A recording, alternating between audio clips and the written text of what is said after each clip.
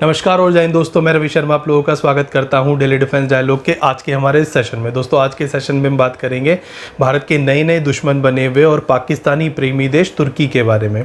तुर्की और भारत के रिश्ते पिछले कुछ समय से काफ़ी ज़्यादा ख़राब चल रहे हैं और हर आए दिन के साथ इनके रिश्तों में लगातार गिरावट दर्ज की जा रही है। और यहाँ पर इसी कड़ी में एक और इंसिडेंट हुआ है जहाँ पर तुर्की ने भारत के ऊपर वेपन एक्सपोर्ट को लेकर के बैन इम्पोज किया है। ये खबर तुर्की की मीडिया से आई और इस खबर के आने के बाद भारत की एक्सटर्नल अफेयर मिनिस्ट्री ने भी एक प्रेस रिलीज यहाँ पर इशू किया, जहाँ पर भारत सरकार ने कहा है कि ये जो इन्फॉर्मेशन और ये जो न्यूज़ आई है ये पूरी तरह फेक न्यूज़ है और इसको डिसइन्फॉर्मेशन एट इट्स बेस्ट कहा है। हालांकि तुर्की की सरकार ने यहाँ पर भारत को ऑफिशियली ब्लैक लिस्ट नहीं किया है, बट तुर्की की पार्लियामेंट में जो फॉरेन अफेयर कमेटी होती है, जो कि बहुत बड़ी कमेटी है तुर्की के वेपन्स की जो सेल होती है दुनिया भर के देशों को, क्योंकि तुर्की में जब भी कोई वेपन सेल किया जाता है किसी भी कंट्री को, उसकी परमिशन वहाँ की पार्लियामेंट के थ्रू ही दी जाती है। तो उस कमेटी के हेड ने यहाँ पर कुछ इस तरह की इंफॉर्मेशन दी है कि भारत को जो भी यहाँ पर वेपन सेल किए जा रहे हैं या फिर उनके पास कोई भी ऐसी रिक्वेस्ट आती है या रिपोर्ट आती है जहाँ पर भारत को कोई वेपन या फिर कोई स्पेयर पार्ट या कोई भी मिलिट्री से जुड़ी हुई टेक्नोलॉजी अगर भारत के किसी कस्टमर की तरफ से रिक्वेस्ट आती है तो हम इस फाइल को पूरी तरह डिनाई कर देते हैं। और एक तरह से जो भारत और तुर्की के रिश्ते पिछले सालों में चले हैं उनके मद्देनज़र यहाँ पर तुर्की ने एक अनऑफिशियल बैन भारत के ऊपर लगा दिया है। इस खबर के आने के बाद पूरी दुनिया में भारत और तुर्की के रिश्तों को लेकर के एक बार फिर बहुत ज़्यादा बहस शुरू हो गई है। हम सभी जानते हैं कि तुर्की और भारत के बीच में जो पाकिस्तान है वो एक बड़ा मेजर रोल प्ले करता है और पाकिस्तान की भाषा तुर्की ने पिछले कुछ सालों में बोलनी शुरू की है। स्पेशली जो तुर्की के प्रेसिडेंट है अर्दोगन, उन्होंने तो बिल्कुल इस चीज़ को एडमिट कर ही लिया है कि वो पूरी तरह भारत के एक दुश्मन है और जिस तरह से पाकिस्तान की लाइन के साथ चलते हुए पिछले कुछ सालों में उन्होंने तुर्की और भारत के रिश्तों में एक बहुत बड़ी खाई पैदा की है, उसी वजह से भारत और तुर्की आज इतने ऑपोजिट डायरेक्शन में खड़े हुए हैं कि दुनिया भर के जो देश इन दोनों खेमों में बट गए हैं, क्योंकि कुछ हद तक देश तुर्की को जो सपोर्ट करते हैं वो भारत के भी खिलाफ हैं और जो तुर्की के अभी अगेंस्ट कंट्रीज खड़ी हैं अब उनके साथ भारत की भी जो गठजोड़ है वो धीरे धीरे बढ़ता जा रहा है। अब तुर्की की तरफ से जो अनऑफिशियल बैन भारत के ऊपर लगाया गया है इसके पीछे की एक बड़ी वजह बताई जा रही है भारत द्वारा तुर्की की शिपयार्ड रिलेटेड जो फर्म्स थी जिसमें एक एनादोलू शिपमेंट का नाम आता है, उसके कॉन्ट्रैक्ट को कैंसिल कर देना। दरअसल एनादोलू शिपमेंट और भारत की हिंदुस्तान शिपयार्ड लिमिटेड के बीच में 2020 में एक कॉन्ट्रैक्ट हुआ था जहां पर इन दोनों फर्म्स को मिलकर के इंडियन नेवी के लिए 5 सपोर्ट शिप्स को बनाना था और ये पूरा प्रोजेक्ट था लगभग $2 बिलियन का। और यहाँ पर भारत सरकार ने इस साल अप्रैल में इस कंपनी के सारे कॉन्ट्रैक्ट्स को कैंसिल कर दिया। अब हिंदुस्तान शिपयार्ड लिमिटेड अकेले ही इंडिजिनियस लेवल पर यहां पर इन शिप्स को बना रहा है। दरअसल सुरक्षा कारणों की वजह से इस कॉन्ट्रैक्ट को कैंसिल किया गया और वो भी तुर्की के ही जो पिछले कुछ सालों में स्टेप्स तुर्की ने लिए हैं, जैसे कि 370 एब्रोगेशन के टाइम में यहां पर भारत के खिलाफ तुर्की ने हर एक जो स्टेप पाकिस्तान ने तुर्की से कहा लेने के लिए तुर्की ने वो सब किया और भारत के खिलाफ एक मुखर आवाज होकर के दुनिया भर के जो मंच थे उन्होंने यहां पर 370 के एब्रोगेशन के समय में भारत के विरुद्ध यहाँ पर बहुत सारे बयान दिए। इवन यूएन की जनरल असेंबली में यहाँ पर खड़े होकर के अर्दोगन जो कि तुर्की के राष्ट्रपति हैं उन्होंने कश्मीर को एक ओपन प्रिजन तक कह दिया था। इन सब के अलावा भी जितने भी डिप्लोमेटिकल फॉरम हैं बड़े बड़े, जैसे कि United nation human rights council हुआ या इसी तरह के बड़े बड़े डिप्लोमेटिक फॉरम्स, उन सभी में पाकिस्तान का सपोर्ट करते हुए तुर्की ने हर एक वो चीज़ की जो कि भारत का एक दुश्मन अपनी तरह से इन बड़े फॉरम्स में करता है। इन्हीं सब वजहों से भारत और तुर्की के रिश्तों के बीच में यहाँ पर खटास आनी शुरू हो गई और इसके बाद भारत ने भी तुर्की का विरोध करना शुरू कर दिया। चाहे भारत ने तुर्की को FATF की ग्रेड लिस्ट में डलवाना हो या फिर तुर्की के जितने भी विरोधी कंट्रीज हैं जिसमें अर्मेनिया, साइप्रस और ग्रीक जैसे देश आते हैं उनको हथियार सेल करना हो और उनके साथ लगातार अपने संबंधों को इंप्रूव करना हो, तो भारत ने वो सभी स्टेप्स यहाँ पर लिए हैं जो कि तुर्की के विरोध में भारत ले सकता था। इन्हीं सब वजहों से भारत और तुर्की के जो रिश्ते हैं वो आए दिन भी लगातार जो है गिरते जा रहे हैं और इसी कड़ी में ये एक इंसिडेंट और एड ऑन हो गया है। अब अगर तुर्की के वेपन एक्सपोर्ट्स की बात की जाए तो पिछले कुछ सालों में तुर्की एशिया के अंदर एक बहुत बड़ा वेपन एक्सपोर्टर बनकर के इमर्ज हुआ है। जैसे कि इंडिया के जो वेपन एक्सपोर्ट्स बढ़ रहे हैं, इसी तरह तुर्की ने भी पिछले कुछ सालों में अपने वेपन एक्सपोर्ट्स को बढ़ाया है। हालांकि जो तुर्की की इकोनॉमी है वो नीचे गिरी है, उसकी करेंसी डिवेल्युएट हुई है, वहाँ पर इन्फ्लेशन काफ़ी ज़्यादा हाई है। तुर्की को इकोनॉमिकल प्रॉब्लम तो है बट वहाँ की जो डिफेंस इंडस्ट्री है वो बहुत अच्छा कर रही है, वहाँ की बहुत बहुत सारी कंपनीज दुनिया में अपने प्रोडक्ट्स को सेल कर रही हैं। स्पेशली एशिया के अंदर तुर्की का जो दबदबा है वो चीन और रशिया के जो वेपन्स अभी तक सेल होते थे एशियन कंट्रीज़ में, उनके कंपैरिजन में काफ़ी ज़्यादा इंक्रीज़ हुआ है। तुर्की के स्पेशली जो ड्रोन्स हैं उन्होंने तो पूरी दुनिया में तहलका मचाया हुआ है, और ये ड्रोन बनाती है जो अर्दोगन है यानी कि तुर्की के जो राष्ट्रपति हैं उनके दामाद सेल्यूकस बायरक्तर की कंपनी, जिसका नाम है बेकार डिफेंस। हालांकि ये बेकार इतनी बेकार नहीं है, ये एक्चुअल में उनका एक सरनेम है बेकार। सो ये जो फर्म है वो बहुत सारे तरह के ड्रोन्स बना रही है। जो TB2 ड्रोन इन्होंने अभी कुछ सालों पहले रिलीज़ किया था, ये ड्रोन तो पूरी दुनिया में तहलका मचा रहा है। रशिया यूक्रेन वॉर के अंदर इस ड्रोन को यूरोपियन कंट्रीज़ ने खुद यूक्रेन को गिफ्ट किया, जहाँ पर उन्होंने रशिया को काफ़ी ज़्यादा डैमेज किया। आर्मेनिया अजरबैजान की जो वॉर है वो पूरी तरह इस ड्रोन ने पलट करके रख दी।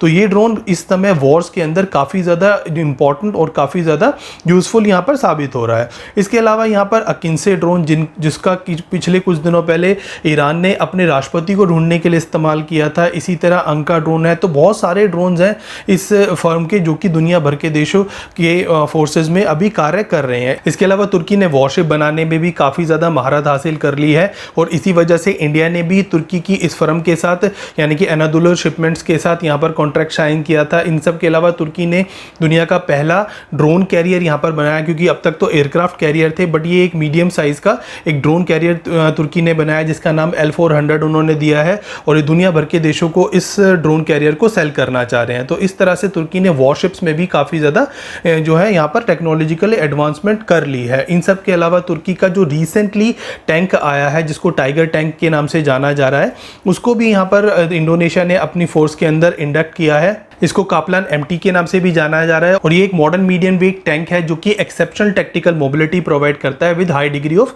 लेथैलिटी। इसके अलावा इंडोनेशिया ने तुर्की से यहाँ पर 12 अंका ड्रोन्स भी खरीदे हैं जो कि सर्विलेंस करते हैं ओशनिक रीजन में।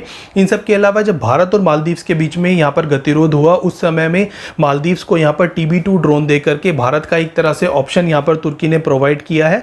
इन सब के अलावा पाकिस्तान तो तुर्की का एक तरह से बहुत बड़ा एक वेपन जो है बायर करके रह गया है, क्योंकि यहाँ पर पाकिस्तान ने तुर्की से बहुत तरह के ड्रोन्स यहाँ पर अपनी फोर्स में इंडक्ट किए हैं, जैसे कि पाकिस्तान ने यहाँ TB2 ड्रोन्स भी तुर्की से परचेज किए हैं। इसके अलावा अकिंसे ड्रोन हो गया, अंका ड्रोन हो गया, ये सारे ड्रोन्स पाकिस्तान ने अपनी फोर्स में तुर्की के थ्रू इंडक्ट किए हैं। इन सब के अलावा तुर्की का जो कान प्रोजेक्ट है जो कि एक 5th जनरेशन स्टेल्थ फाइटर का प्रोजेक्ट है, जिसकी अभी कुछ दिनों पहले ही मिडन फ्लाइट हुई है। तो तुर्की का इस प्रोजेक्ट में पाकिस्तान को यहाँ पर तुर्की ने इंक्लूड करने के लिए लगातार बातचीत भी की है। हालांकि पाकिस्तान की तरफ से यहाँ पर कोई कंफर्मेशन नहीं आया, पर तुर्की ने यहाँ पर 2-3 बार पाकिस्तान को लेकर के ये बात कही है कि पाकिस्तान हो सकता है आने वाले दिनों में इस प्रोजेक्ट में एक ऑफिशियल पार्टनर बन जाए। हालांकि अजरबैजान तो ऑलरेडी इस प्रोजेक्ट में पार्टिसिपेट जो है कर ही चुका है, तो पाकिस्तान को भी तुर्की चाहता है कि वो इस प्रोजेक्ट में पार्टिसिपेट कर जाए। इन सब के अलावा यहाँ पर पाकिस्तान को लेकर के तुर्की अदर प्रोजेक्ट्स में भी उसको इन्वॉल्व कर रहा है, और आने वाले दिनों में तुर्की की तरफ से एक जेट पावर ड्रोन भी आ रहा है जिसका नाम है किजिलइल्मा, और ये ड्रोन 6th जनरेशन टेक्नोलॉजी पर बेस्ड होगा। इसी तरह बहुत सारे इनोवेटिव प्रोडक्ट्स तुर्की बना रहा है। इसके अलावा तुर्की ने कुछ समय पहले फिलीपींस के साथ एक हेलीकॉप्टर को लेकर के भी डील साइन की थी, जहां पर तुर्की ने अपना रिकॉन्सेंस और अटैक हेलीकॉप्टर जिसका नाम T-129 है वो फिलीपींस को सेल आउट किया है। यहाँ पर फिलीपींस को तुर्की ने अपने जो अंका ड्रोन्स है वो भी पहले सेल आउट किए थे। तो इस तरह से बहुत सारी एशियन कंट्रीज को तुर्की यहाँ पर लगातार प्रोडक्ट सेल कर रहा है। हालांकि भारत को यहाँ पर कोई मेजर टेक्नोलॉजिकल प्रोडक्ट या फिर कोई मेजर वेपन तुर्की की तरफ से सेल आउट नहीं किया गया है। भारत को यहाँ पर अगर कुछ सेल आउट तुर्की करता है तो वो बहुत छोटे अमाउंट में और बहुत छोटे छोटे वेपन्स करता है। जैसे कि लास्ट ईयर सन 2023 में भारत ने लगभग $911,000 के कुछ वेपन्स जो है तुर्की से परचेज किए, जिसमें छोटे वेपन जैसे कि ग्रेनेड हो गए, छोटे बॉम्ब्स हो गए, टॉर्पेडो माइंस हो गई, कुछ छोटी मिसाइल्स हैं, या फिर रिवॉल्वर और पिस्टल्स हो गई। इसके अलावा कुछ स्प्रिंग्स हैं, कुछ वेपन्स के पार्ट हैं। तो इस तरह छोटी एक्सेसरीज, छोटे वेपन्स जो हैं वो तुर्की से भारत ने परचेज किए हैं। हालांकि इस साल में बहुत हद तक ये जो अमाउंट है उसके ऊपर भारत ने भी यहाँ पर ब्लॉकेट लगा दिया, और अब तो खबर आ रही है कि तुर्की भी भारत को कोई इसी तरह के प्रोडक्ट सेल करने से तुर्की ने परहेज कर लिया है। तो ये अमाउंट बहुत छोटा है। अगर कोई बैन लगा भी है तो उसका इम्पैक्ट इंडिया के ऊपर बिल्कुल भी नहीं होगा। हालांकि इंडिया से तुर्की के पास बहुत सारी चीज़ें जाती हैं, जैसे कि फूड के आइटम्स हो गए या फिर बहुत सारे अदर टेक्नोलॉजिकल प्रोडक्ट्स तुर्की जो है भारत से परचेज करता है अपार्ट फ्रॉम दी वेपन्स। तो वहाँ पर तुर्की का और भारत भारत का एक्सपोर्ट जो है थोड़ा सा ज़्यादा है, तो भारत ज़्यादा एक्सपोर्ट करता है तुर्की को इन कंपैरिजन टू तुर्की इंडिया को क्या एक्सपोर्ट करता है। तो इस बैन का अगर भारत के ऊपर कोई असर होगा तो वो बहुत मिनिमम अमाउंट का होगा। भारत जो कि दुनिया भर के देशों को अब अपने वेपन्स, एक्सेसरीज, पार्ट जो है सेल आउट कर रहा है, वहाँ पर अगर तुर्की हमें ना भी करे तो हमें कोई ज़्यादा बड़ा फ़र्क नहीं पड़ता। हालांकि भारत से तुर्की जो दुश्मनी ले रहा है उसको उसका तुर्की को जो है आने वाले टाइम में बहुत दूरगामी जो है इम्पैक्ट है वो देखने को मिलेंगे, क्योंकि भारत एक उभरती हुई ताकत है। भारत की इकोनॉमी लगातार बढ़ रही है। आने वाले दिनों में भारत दुनिया की तीसरी सबसे बड़ी इकोनॉमी बन जाएगा, और अगर करंट गवर्नमेंट के प्रयास लगातार बने रहे तो हो सकता है भारत यूएन का परमानेंट मेंबर भी बन जाए। तो अगर तुर्की यहाँ पर भारत के साथ ये दुश्मनी लंबे समय तक जारी रखता है तो इसमें सिर्फ और सिर्फ जो नुकसान है वो तुर्की का ही है। पाकिस्तान एक फेल्ड स्टेट है, आज नहीं तो कल पाकिस्तान डिसइंटीग्रेट होगा ही होगा। और उस समय तुर्की क्या करेगा? तुर्की जो कि इस समय इस्लामिक दुनिया में एक खलीफा बनने का जो सपना देख रहा है उसका भी भारत ने यहाँ तोड़ निकाला है। भारत लगातार यहाँ पर सऊदी अरब को सपोर्ट कर रहा है, और भारत उन देशों को भी सपोर्ट कर रहा है जो कि तुर्की के खिलाफ है।